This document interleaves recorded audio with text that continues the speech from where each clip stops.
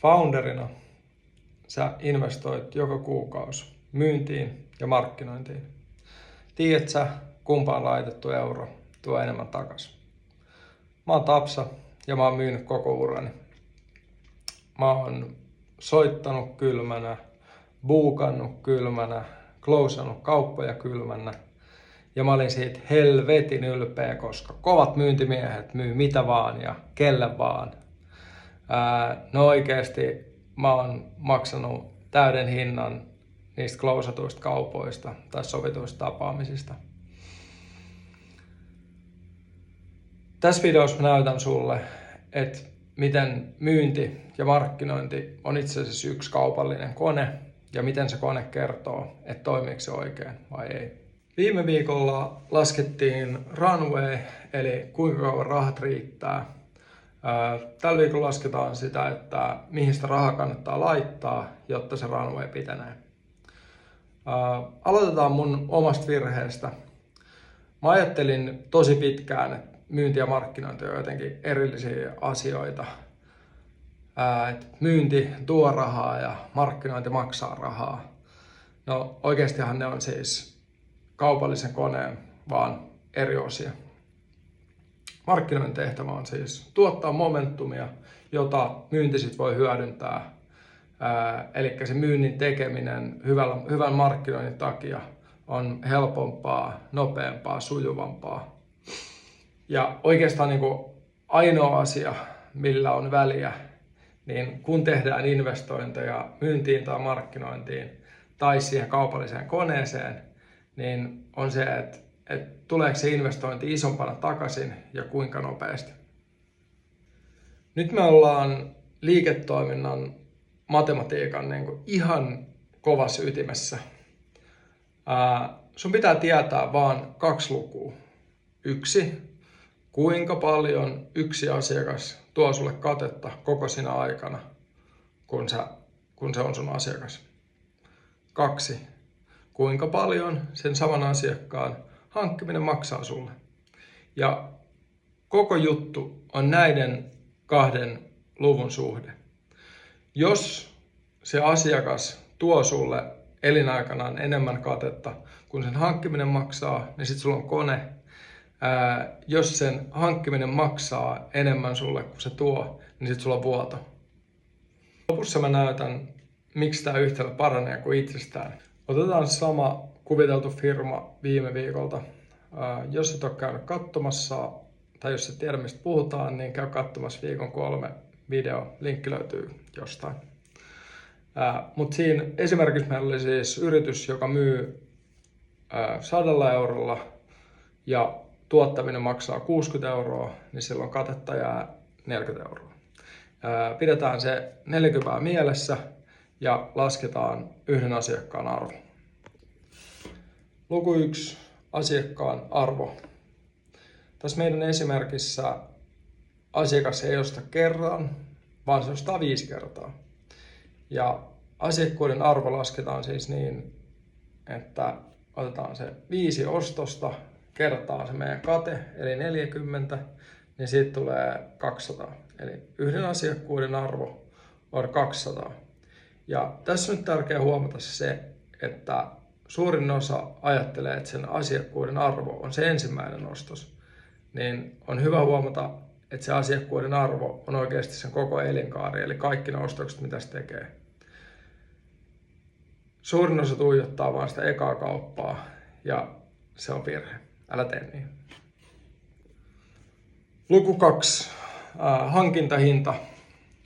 Sä laitat 4 tonnia markkinointiin ja sen markkinoinnin tuottamasta momentumista synnytettynä myynti closaa 100 asiakasta. Eli sä otat 4 tonnia jaettuna 100, niin silloin yhden asiakkaan hankintakustannuksista tulee siis 40. Nyt laitetaan nämä meidän 2 lukua vastakkain. Eli asiakkaan hankintahinta, joka olisi 40, ja asiakkuuden arvo, joka oli 200. Eli 200 jaettuna 40 on siis 5, eli suhde on 1:5. Eli jokainen investoitu euro siihen sun kaupalliseen koneeseen ja markkinointiin, niin tuottaa siis 5 euroa takaisin. Ja tämä on se kohta, mitä mä oikeasti haluan sun oikeasti ymmärtävän.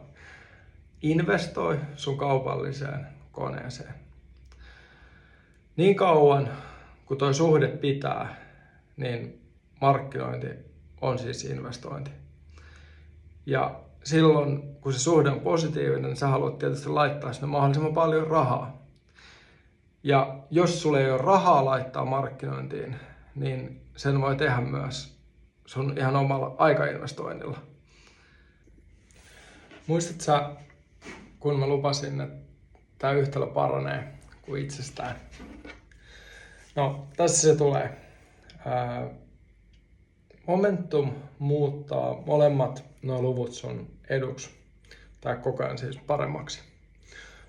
Kun markkinointi on lämmittänyt asiakkaan, niin se myyntikeskustelu lyhenee. Sun ei tarvitse makuuttaa, että mitä sä oot tehnyt tai kuka sä oot, koska markkinointi on jo ennakkolämmittänyt sen asiakkaan myynnille. Lyhyempi myyntisykli taas tarkoittaa tietysti sitä, että sä voit myydä siinä samassa ajassa useammalle asiakkaalle, jolloin sitten taas hankintahinta laskee. Ja lämmin asiakas kuitenkin luottaa enemmän ja pysyy pidempään, jolloin sitten sen asiakkuuden arvo nousee.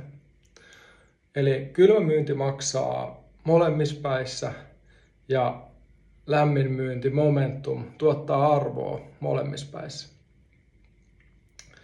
Siksi tämä nopeampi takaisinmaksu sille investoinnille pidentää sitä sun runwayta, eli taas lykkää konkurssia kauemmas. Tämä taas vie tämän sarjan ydinkysymykseen. Eli mikä on se taito, jota founder ei voi ulkoistaa? Sä voit ostaa näkyvyyttä vaikka mainostoimistolta tai käyttämällä rahaa somemainontaan. Sulla voi olla myyjä, joka myy sun puolesta, mutta kumpikaan ei näe koko konetta, eikä kummankaan ole tarkoitus ajatella sitä kokonaisuutta, ainakaan sillä päätoimisesti. Sä oot ainoa, joka näkee sen aina, jonka tarkoitus on ajatella koko ajan sitä kokonaisuutta. Ja on koko ajan miettiä, että hei, että nyt jos mä investoin markkinointiin, niin miten se vaikuttaa meidän myyntiin ja miten se ennen kaikkea vaikuttaa meidän asiakkaan hankintakustannukseen ja miten se vaikuttaa siihen asiakkuuden arvoon. Mä opin tämän kehyksen Alex Hormosilta ja hänen mukaansa on super tärkeää ymmärtää se, että se, joka pystyy käyttämään eniten rahaa markkinointiin, eli kuka pystyy maksamaan siitä yhdestä asiakkuudesta eniten, niin se voittaa. Tiedät sä, minkä arvoinen yksi asiakas on sulle? Tiedätkö, mitä sä maksat siitä yhdestä asiakkuudesta? Ja mikä on näiden 2 luvun suhde? Tämä oli Founder Learning Systemin viikko 4.